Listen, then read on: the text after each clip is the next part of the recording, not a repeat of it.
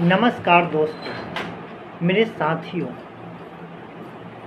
आप लोग जब भी ट्रेडिंग करते हैं तो ट्रेडिंग में कुछ ट्रिक को अपनाना चाहिए। कुछ फार्मूला होता है, कुछ बेसिक नॉलेज तो आपको खुद जनरेट करना पड़ेगा वीडियो देखकर, और कुछ ट्रेडिंग करने के बाद आपको नॉलेज हासिल होगा। लेकिन कुछ ट्रिक जो है कुछ भाई बंधु से भी सीखना पड़ता है। जैसे कि हम लोग भी किसी से सीखे हैं, वह हम आपको आज शेयर कर रहे हैं। कहना है कि जब भी आप ट्रेडिंग करें तो पहले कोई भी कंपनी, जैसे कि 10 कंपनी को आप अपनी पोर्टफोलियो बनाएं, उसमें 10 कंपनी को ऐड करें, और 10 कंपनी को ऐड करने के बाद मेरे साथियों उसको आप 2 महीना 6 महीना तक गेस करें कि आखिर इस कंपनी की जो शेयर प्राइस है, जैसे कि सपोज डेट किसी की बैंक ऑफ बड़ौदा का हम ले लेते हैं, हम उसका 3-4 महीना से गेस कर रहे हैं, तो वो अधिक से अधिक 310-20 तक गया है। लेकिन उसका लोएस्ट कितना तक आया है? तो लोएस्ट उसका हम देख रहे हैं 239 रुपया तक लोएस्ट उसका आया है। तो एक ये हमें समझ में आया कि ये भारी से भारी गिरावट में भी जो है लास्ट 239, अरे 39, तो हम इसको 5 रुपया और डाउन 34-35 रुपया से ये नीचे नहीं जाएगा। बहुत स्ट्रॉन्ग सपोर्ट है इसका। हाँ, लेकिन ये है कि टूट सकता है, लेकिन बहुत भारी गिरावट पर। ये सब नॉर्मल गिरावट, थोड़ा मोड़ा गिरावट पर ये नहीं गिरेगा। तो इससे जो है एक चीज़ हमको पता चला।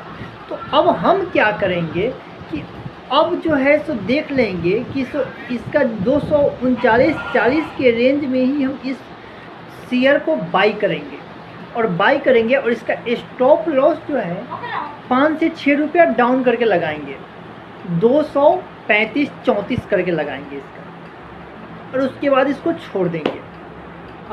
अब मेरा स्टॉप लॉस यदि 5 रुपया का है तो प्रॉफिट हम 15 रुपया रखेंगे, 3 गुना रखेंगे। प्रॉफिट हम 3 गुना लेकर चलना चाहिए प्रॉफिट, ताकि अगर दो बाई में अगर हमको लॉस भी लगे, 3 बाई में तो एक बार में हम रिकवरी कर सकें। उसके बाद में जब भी आप कोई भी शेयर किसी भी कंपनी का बाई करें तो आप 2-3 चीज़ बहुत बारीकी से उसका गेस करें कि ये कंपनी जो है प्रॉफिटेबल है या फिर इसका धंधा लॉस की ओर जा रहा है। उसके बाद ये कंपनी जो प्रोडक्ट बनाता है वो डिमांडेड पीस है या फिर अनडिमांडेड पीस है। उसका 5 साल 10 साल में वैल्यू लो होगा, या 10 साल 5 साल में इसका और ज़्यादा मार्केट में डिमांड बढ़ेगा। तीसरी नंबर बात कि वह कंपनी जिसमें हम पैसा लगा रहे हैं उस कंपनी की शेयर का बायर कितना है, उसके बाद उसका सेलर कितना है, ये बहुत इम्पोर्टेंट रखता है। इम्पोर्टेंट तो खैर इसमें बहुत चीज़ है जो हम आपको एक वीडियो में नहीं बता पाएंगे, लेकिन ये भी बहुत इम्पोर्टेंट है। यदि कोई भी कंपनी की शेयर का बायर अत्यधिक है और उसका सेलर कम है तो कंपनी का रेट ऑटोमेटिक भागता चला जाता है, क्योंकि उसको ख़रीदने वाला ज़्यादा है, सेल करने वाले बहुत कम है, उसको होल्ड करके रखना चाहते हैं। तो वैसी स्थिति में उसकी शेयर गिरना बड़ी मुश्किल होता है। तो वैसी स्थिति में कभी भी आप लोग जो है पैसा ना फंसाएं, पैसा नहीं फंसाएं, थोड़ा दिन रुके, वेट करें जैसे कि, और उसको गेस करें पहले। कभी भी कोई भी शेयर खरीदे तो गेस करने के बाद ही खरीदे, क्योंकि गेस बहुत इम्पोर्टेंट है। जैसे कि मैं आपको बता दूं कि हम गेस किए थे लगभग 5-6 महीना गेस किए थे। तो सुज़लोन का शेयर हम देखें तो सुज़लोन का शेयर 80-85 तक चला गया हाईएस्ट, और उसके बाद फिर हम कहें कि अब इसको खरीदे। 70 रुपये में हम खरीदे भी थे, कुछ रुपया उसमें कमाए भी, फिर उसको बेच दिए। फिर उसका देखें कि 60 पर आ गया, फिर हमारा मन ललचाया, फिर हम खरीदे, फिर बेचे। फिर वो देखिए डाउन में जब आता गया तो वो जो है सो 38 रुपया तक आ गया। 38 उसका लोएस्ट रेट बना 38 रुपया, 37 रुपया के तक वो आया था, 38-37 रुपया तक। अभी फ़िलहाल तो 60 को टच करके अभी 51-52 पर ट्रेड कर रहा है वो। तो जब तक आप कोई भी शेयर को गेस नहीं करेंगे, उसको 6 महीने अपने पोर्टफोलियो में रख के उसको बारीकी से हमेशा उस पर नज़र बना के नहीं रखेंगे और आप सोचेंगे कि हम आए हैं शेयर मार्केट में हम तुरंत पैसा बना लें, तो इम्पॉसिबल मेरे दोस्तों। क्योंकि कोई भी काम करने में आपको समय देना पड़ेगा, समय से आपका नॉलेज इंक्रीज होगा, एक्सपीरियंस बढ़ेगा, और जब एक्सपीरियंस बढ़ेगा, आपका नॉलेज इंक्रीज होगा, तो आपके नया नया आइडिया आएंगे, आप अपने लॉस को मैनेज कर पाइएगा।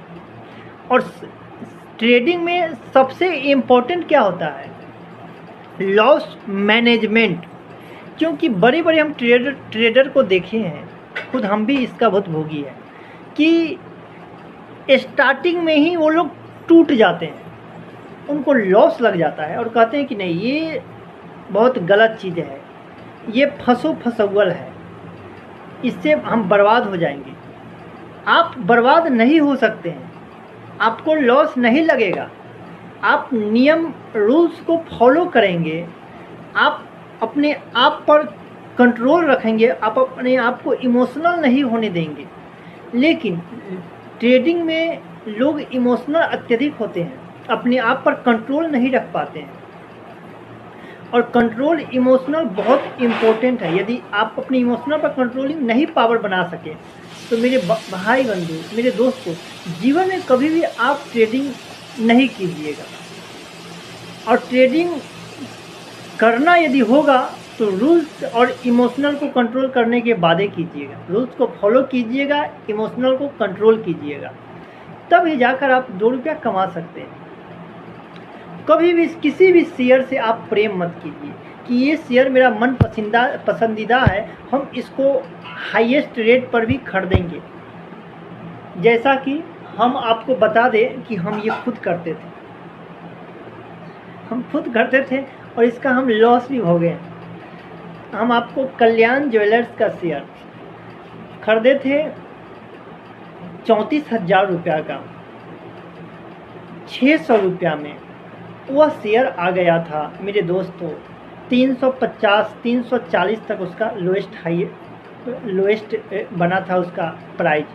अभी तो फिलहाल वो 600 में ट्रेड कर रहा है, लेकिन वो जो 700 750 से नीचे आकर डाउन होकर 350 पर जो आया था, जानते हैं 2-3 साल वो नीचे में ही ट्रेड किया था। कितने भाई बंधु उसमें पैसा फंसाए होंगे, कितना का पैसा लेकर वो कंपनी और सीधा डाउन में आकर बैठ गया, उसके पैसा से अपना वो बिजनेस को रन अप किया।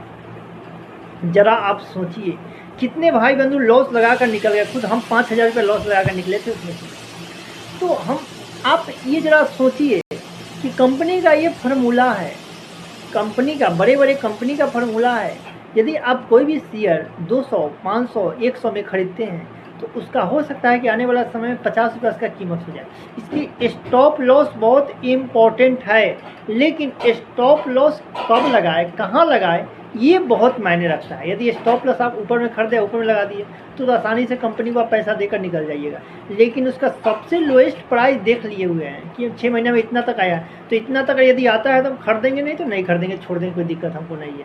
तो वैसी स्थिति में आपका पैसा बनेगा, पैसा आपका इंक्रीज होगा, और नहीं तो फिर आपको बहुत प्रॉब्लम हो सकता है। आपका कैपिटल भी कम, ट्रेडिंग में आप आइएगा अपना कैपिटल लेकर, तो कैपिटल भी यहाँ गंवा दीजिएगा। इसलिए पहले सोचिए, रूल्स को फॉलो कीजिए, अपने इमोशनल पर कंट्रोलिंग पावर बनाइए, उसके बाद ट्रेडिंग कीजिए। मेरे साथियों, मेरे दोस्तों, मेरी बातों से यदि आप सहमत हैं तो मुझे फॉलो करें यूट्यूब पर। मेरा चैनल नेम है ग्लोबल मुकेश।